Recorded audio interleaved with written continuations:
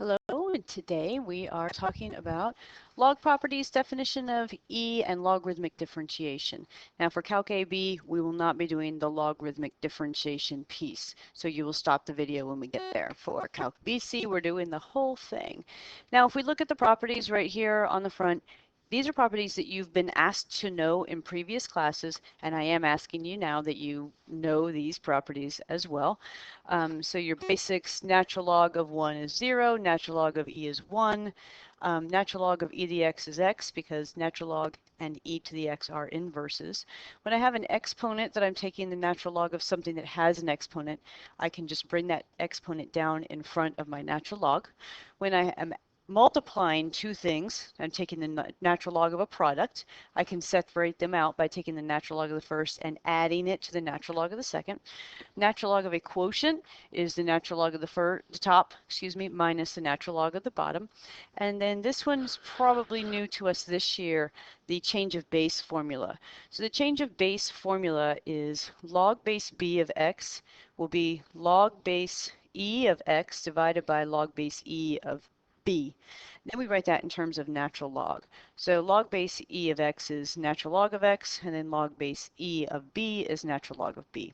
And that can even be written better calculus-wise, as this will be a constant. So we usually write it like that. And then natural log of x is where my variable is. So I just have a constant times a natural log of x. And this is just a relationship at the bottom between exponential form and logarithmic form, which means the logarithm, okay, what you get from the logarithm is just an exponent. Okay, so a logarithm is an exponent. So let's look at example 1. We're going to find f prime for f of x equals log base 10 of x. So the first thing that I need to do is I need to use my change of base formula. So log base b of x is going to be 1 over natural log of b times natural log of x. So now I need to convert that for what I have here. And the only thing I need to change is my b. So this thing right here, this 10, that's my b. So I really have f of x is equal to 1 over natural log of 10, because that's my base, times the natural log of x. And again, 1 over natural log of 10 is just a constant. So let's take this derivative. And I know the derivative of natural log of x is 1 over x. So my constant stays 1 over natural log 10 times the derivative of natural log x, which is 1 over x. And I would probably write that as one fraction, 1 over x natural log 10.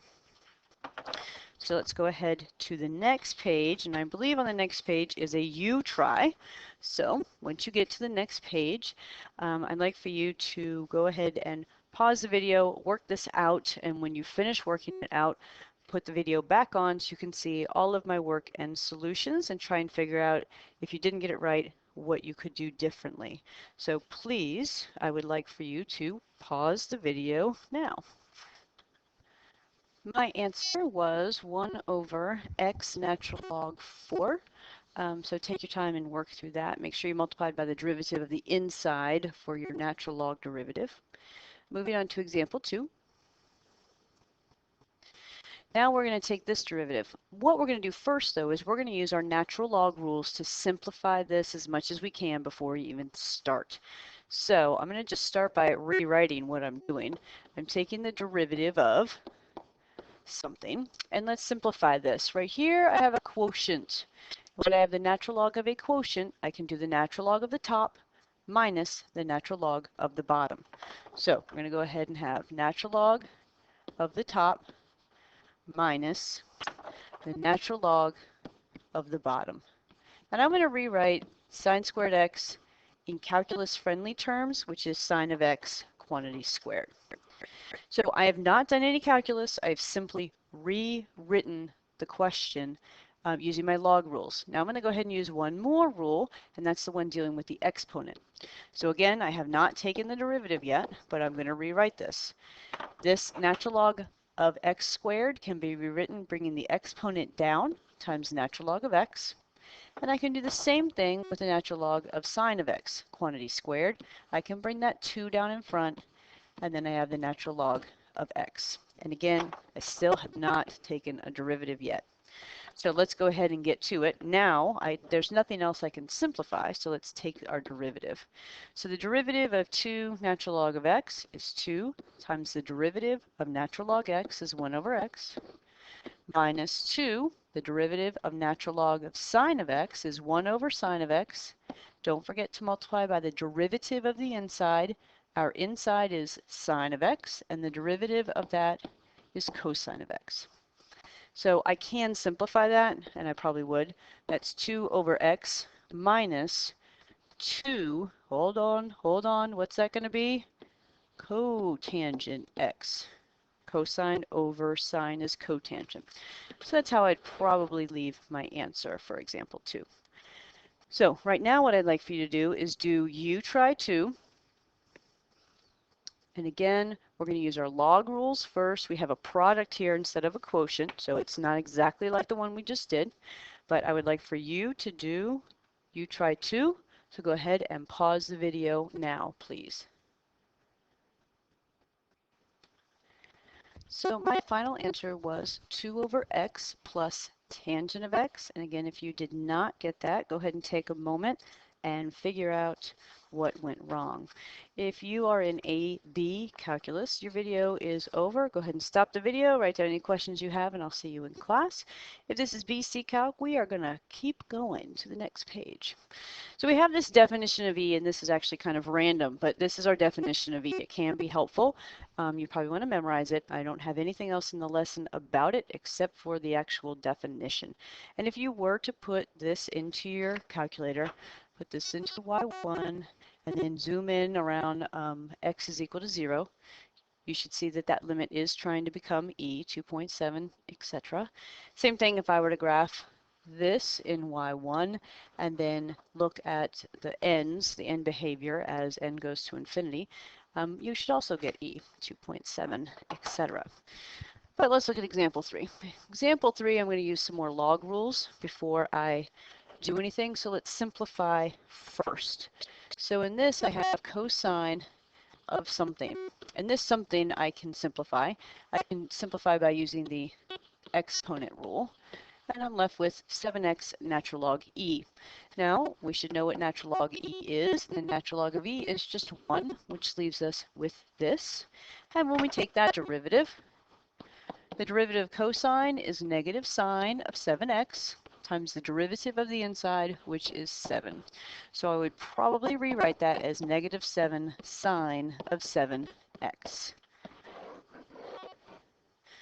So we now have a new topic that we are going to discuss, and that's called logarithmic differentiation. And what that is we are going to find a derivative by first taking the natural log of both sides of the equation, simplify using our log rules, then take the derivative of the both sides of the equation, and solve for dy dx. So it's involving log rules and implicit differentiation, basically. So let's look at example 4. Now example 4, we actually know the derivative of this, but I just wanted to use it as an example to see how and that logarithmic differentiation works. So first I'm going to take the log of both sides.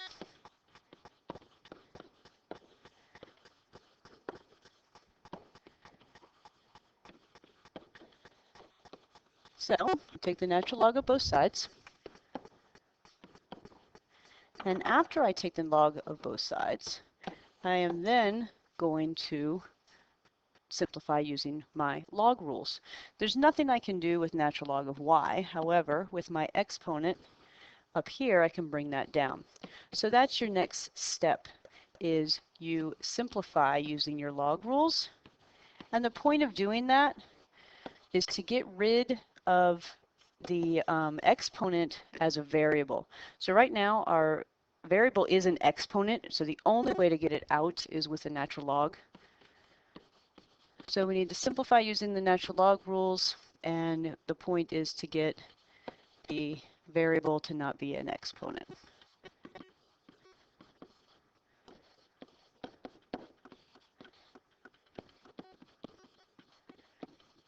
Okay, next thing. We've done that. Now I can actually take my derivative. So the derivative of natural log y, and again I'm taking this derivative implicitly, is 1 over y times the derivative of the inside, which is dy dx. And that's going to equal, this thing right here is just a constant. So that constant is just going to come with me, natural log 8 times the derivative of x, which is dx dx, which I don't really have to write because it is a 1. So that's your third step. Take the derivative implicitly.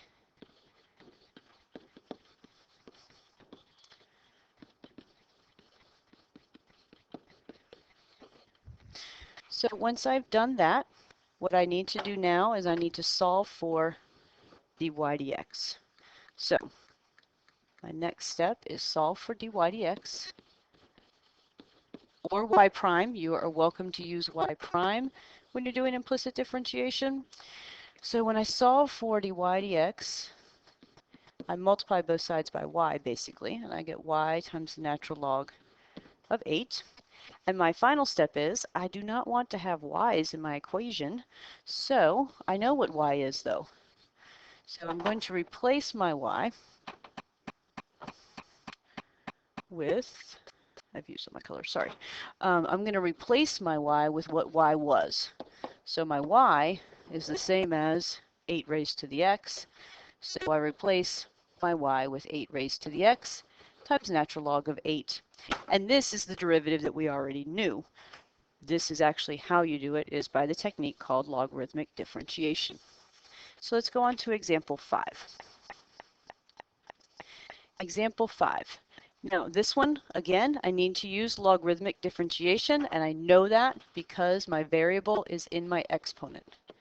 So if my variable is in my exponent, you need to use logarithmic differentiation.